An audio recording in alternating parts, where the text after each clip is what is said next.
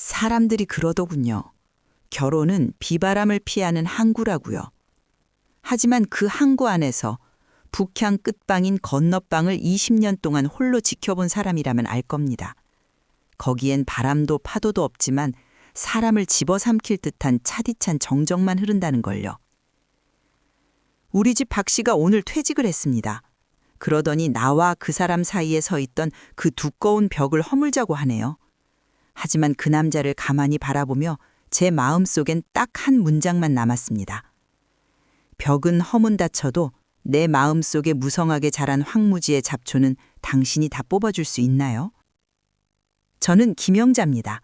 내 집 안방을 두고 건너방에서 20년을 유령처럼 머물렀던 여자. 그리고 60이 된 올해 내 손으로 그 족쇄를 깨부수고 나온 생존자이기도 합니다.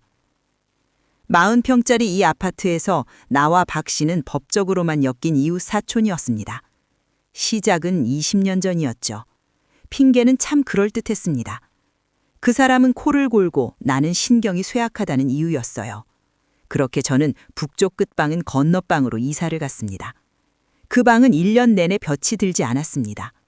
겨울 햇살은 인색한 손님처럼 창틀에 잠깐 머물다 금세 사라졌죠. 나는 폭이 좁은 싱글 침대에서 잤습니다. 침구는 무채색이었고 베개는 늘 차가웠습니다. 지난 20년 동안 나는 그늘진 곳으로 옮겨 심어진 식물 같았습니다. 물도 비료도 없이 그저 구석진 곳에서 조용히 시들어가는 게 제 소임이었죠. 처음엔 건너방 문을 살짝 열어두곤 했습니다.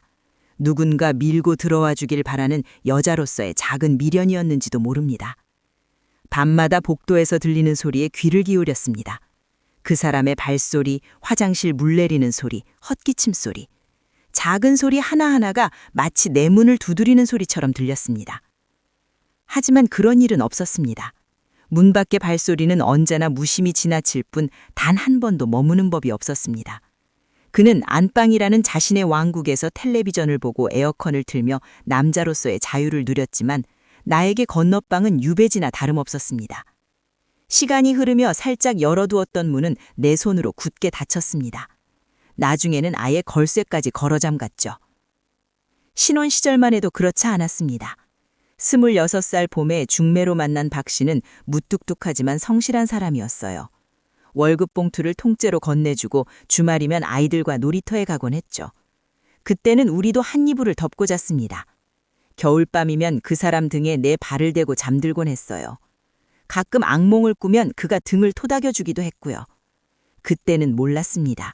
그런 평범한 온기가 언젠가 사치가 될 줄은. 변화는 서서히 왔습니다. 아이들이 크고 박 씨가 승진을 하면서부터였어요. 집에 오는 시간이 늦어지고 말수가 줄어들었습니다. 어느 날부터인가 그는 소파에서 잠들기 시작했고 나는 혼자 안방 침대를 정리했습니다. 그러다 20해 전 그가 코를 골기 시작했어요. 처음엔 참았습니다. 부부라는 게 원래 그런 거라고 생각했으니까요. 하지만 어느 날 밤 그가 짜증 섞인 목소리로 말했습니다. 당신도 잠을 못 자고 나도 잠을 못 자니 한 사람이 건너방으로 가는 게 낫지 않겠소? 그날 밤 나는 이불을 챙겨 건너방으로 갔습니다. 한두 달이면 다시 돌아갈 수 있을 거라고 생각했어요. 하지만 일주일이 지나고 한 달이 지나고 1년이 지나도 박 씨는 나를 부르지 않았습니다. 오히려 그는 안방에 큰 침대를 들여놓고 혼자 편히 누워 잠들었죠. 나는 건너방 싱글 침대 모서리에 몸을 웅크리고 누워 복도 너머 안방에서 들려오는 텔레비전 소리를 들으며 잠들곤 했습니다. 우리 나이가 되면 가장 견디기 힘든 건 가난이 아니라 내 마음의 황폐함이라는 걸 젊은 사람들은 모를 겁니다. 목이 마른 게 아니라 살결이 메마르는 느낌. 사람은 온혈동물이라 서로 안아주며 살아야 하는데 제 몸은 20년 동안 다른 온기를 느껴본 적이 없습니다. 가끔 샤워를 하다 거울 속에 비친 내 모습을 보면 불현듯 거대한 수치심이 밀려왔습니다.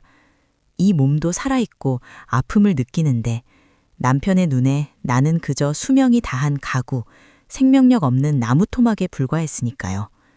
건너방 생활이 10년쯤 되었을 무렵 딸아이가 물었습니다. 엄마, 왜 아빠랑 따로 자요? 나는 웃으며 대답했어요. 아빠가 코를 골거든 엄마가 예민해서 그래. 딸은 고개를 끄덕였지만 그 눈빛엔 뭔가 알 수 없는 슬픔이 어려 있었습니다. 아이들은 다 압니다. 부모가 서로 사랑하지 않는다는 걸. 그저 입 밖으로 꺼내지 않을 뿐이죠.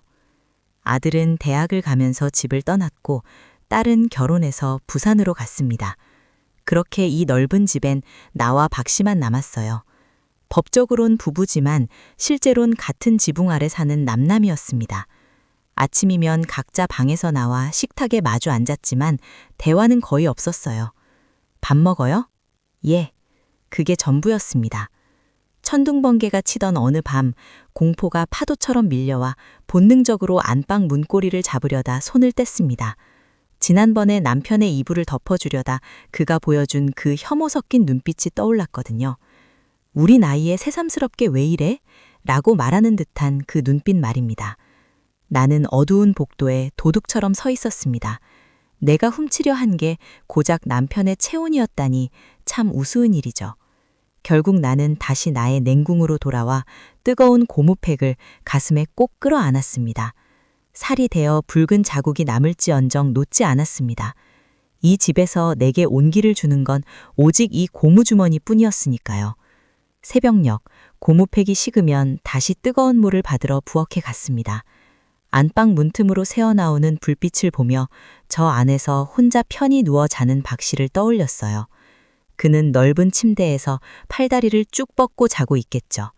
나는 좁은 싱글 침대 모서리에서 몸을 웅크리고 떨면서요. 세월은 무딘 칼 같아서 20년을 베어내니 눈물도 말라버리더군요. 그런데 어제 박 씨가 은퇴를 하더니 말하더군요. 영자야, 내일 사람 불러서 건너방 벽 헐어버립시다. 이제 같이 삽시다. 나는 머리가 희끗해진 그 남자를 쳐다봤습니다. 그는 마음이 돌아선 게 아니라 겁이 난 겁니다. 혼자 잠들었다가 깨어나지 못할까봐, 병들었을 때 수발해줄 사람이 없을까봐 두려운 거였죠. 젊었을 땐 자유가 필요해서 나를 밀어내더니 늙으니까 보조인이 필요해서 나를 불러들이는 겁니다. 20년 동안 한 번도 건너방 문을 두드리지 않았던 사람이 이제 와서 함께 살자고 말하는 게 우습더군요. 나는 그를 보며 웃었습니다. 박씨 양반, 벽은 허물기 쉽겠지요. 하지만 내 마음속에 세워진 비석은 당신이 허물 수 있겠어요? 20년 전 당신이 문을 닫았을 때 당신을 사랑했던 김영자는 이미 거기서 죽었어요. 지금 당신 앞엔 룸메이트만 있을 뿐입니다. 당신이 말하는 그 큰 침대, 내 서러움을 담기엔 너무 좁네요. 오늘 아침 집 정리한 돈 절반이 입금되었습니다. 이건 내 30년의 청춘과 20년의 인내에 대한 퇴직금입니다. 나는 낡은 고무주머니를 쓰레기통에 던져버리고 제주도로 가는 편도 티켓을 끊었습니다. 햇살이 좋은 곳에서 누구에게도 잘 보일 필요 없는 꽃들을 심으며 살 겁니다. 박 씨가 전화를 걸어 소리를 지르더군요. 60 넘어서 어디서 떠돌겠다는 거야. 아니요, 박 씨. 사랑하지도 않는 사람 곁에서 차가운 건너방에 시들어가는 것, 그게 진짜 방황이지요. 이제 나는 내 자신에게로 돌아가는 겁니다. 잘 지내요, 나의 오랜 이웃 사촌. 남은 생은 부디 알아서 잘 보살피길 바랍니다. 심폐지의 이야기는 이렇게 끝이 났습니다만 그 북향 건너방 안에는 아마도 아직도 수없이 많은 그 방에서 빠져나오지 못한 당신이 앉아 계실지도 모릅니다. 우리 이 한평생은 말이죠. 흐느끼는 소리를 음소거하는데 너무나도 능숙합니다. 설령 마음속 깊은 곳에서는 사람을 완전히 집어삼킬 듯한 거대한 폭설이 내리고 있어도 겉으로 드러나는 얼굴에는 아무 일도 없다는 듯 태평스러운 평온함을 유지해야만 합니다. 우리는 마치 섬처럼 살아갑니다. 겉으로 보이는 모습은 견고하고 단단해 보이지만 그 속 내면은 얼룩덜룩 상처투성이로 가득합니다. 우리는 너무나 오랫동안 강한 척 해왔습니다. 아무렇지 않은 척, 괜찮은 척, 견딜 수 있는 척 해왔습니다. 그렇게 스스로를 속이며 하루하루를 버텨왔습니다. 하지만 밤이 되면 그 건너방의 차가운 침대 위에서 우리는 알고 있습니다. 이것이 얼마나 고통스러운 거짓말인지를. 하지만 오늘 심폐지는 이 자리를 빌려 당신에게 말하고 싶습니다. 당신은 굳이 영원토록 그 철옹성 같은 벽이 될 필요가 없다고. 당신은 평생 그렇게 단단한 성벽처럼 모든 것을 혼자 견뎌내야만 하는 존재가 아니라고 말입니다. 만약 어떤 말들이 있는데 옆에서 베개를 같이 베고 누워있는 그 사람에게는 이미 말할 가치조차 느껴지지 않고 자식들 앞에서는 또 차마 입 밖으로 꺼내기가 너무나 힘들다면, 그렇다면 이곳을 당신의 남은 인생길 위에 놓인 작은 나루터로 삼으시기 바랍니다. 이곳은 당신이 잠시 멈춰서서 그동안 짊어지고 왔던 무거운 짐을 내려놓을 수 있는 쉼터입니다. 아무도 당신을 판단하지 않습니다. 아무도 당신에게 강해야 한다고 강요하지 않습니다. 여기서만큼은 당신은 그저 한 사람의 인간으로서 약해질 수 있는 권리가 있습니다. 댓글창에 당신이 그토록 오랫동안 짊어지고 다녔던 그 무거운 서리를, 그 차갑고 무거운 슬픔을 조용히 내려놓으십시오. 만약 당신의 마음속 깊은 곳에도 한 토막, 그 심폐지의 낡은 물주머니처럼 손에 쥐면 뜨겁게 데이지만 그럼에도 불구하고 차마 버릴 수가 없는 그런 지난 일들이 숨겨져 있다면 말입니다. 그 이야기가 20년 전의 것이든 30년 전의 것이든 혹은 어젯밤의 것이든 상관없습니다. 그것이 당신의 가슴 속에서 아직도 불씨처럼 타오르고 있다면, 그것이 당신을 밤마다 잠 못 이루게 한다면, 그렇다면 그 이야기를 꺼내놓으십시오. 프로필 사진을 클릭해서 팔로우하시고 저에게 개인 쪽지 하나를 조용히 보내주세요. 당신의 이야기를, 당신만의 그 아픔을, 당신이 홀로 삼켜왔던 그 눈물들을 저에게 들려주세요.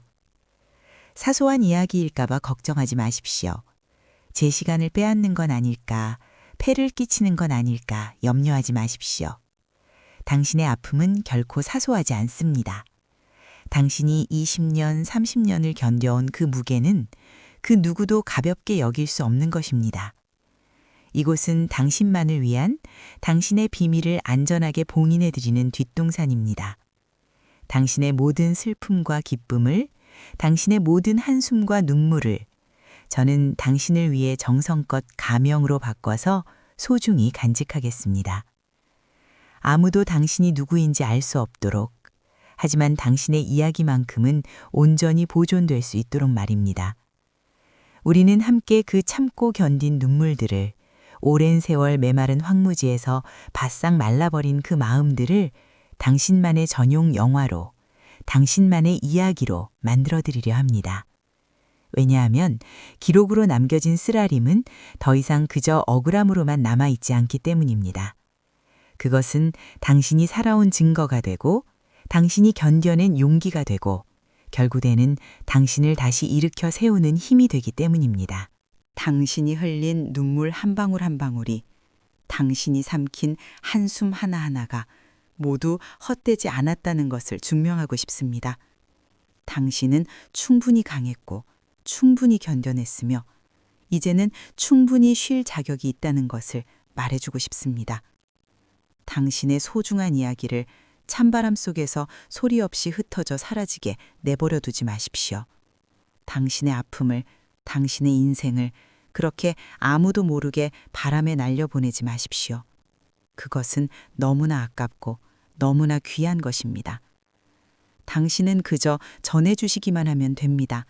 당신의 이야기를, 당신의 목소리를, 당신의 진심을 저에게 건네주시기만 하면 됩니다. 그러면 제가 정성껏 조심스럽게 그것을 주워 담겠습니다. 한 글자 한 글자, 한 문장 한 문장, 당신의 마음이 담긴 그 소중한 말들을 제가 아주 조심스럽게 모아서 세상에 전하겠습니다. 어쩌면 다음 영상 속에서 윈난의 작은 마당으로 따스하게 비춰지는 그 햇살이, 그 부드럽고 따뜻한 빛이 비추는 대상은 바로 지옥 같은 불길 속에서 온몸이 타들어갔지만 그럼에도 불구하고 다시 한번 용기를 내어 일어선 재 속에서 다시 태어난 불사조 같은 당신일지도 모릅니다. 당신도 심폐치처럼 그 차가운 건너방에서, 그 어두운 북향방에서 마침내 걸어 나와 햇살이 가득한 곳으로, 꽃이 피어나는 그곳으로 향할 수 있습니다. 예순이든 일흔이든 그것은 중요하지 않습니다. 중요한 것은 당신이 아직 살아있고 아직 꿈을 꿀 수 있으며 아직 새로운 시작을 할 수 있다는 사실입니다. 당신의 이야기를 기다리고 있겠습니다. 당신의 용기를, 당신의 목소리를 기다리고 있겠습니다.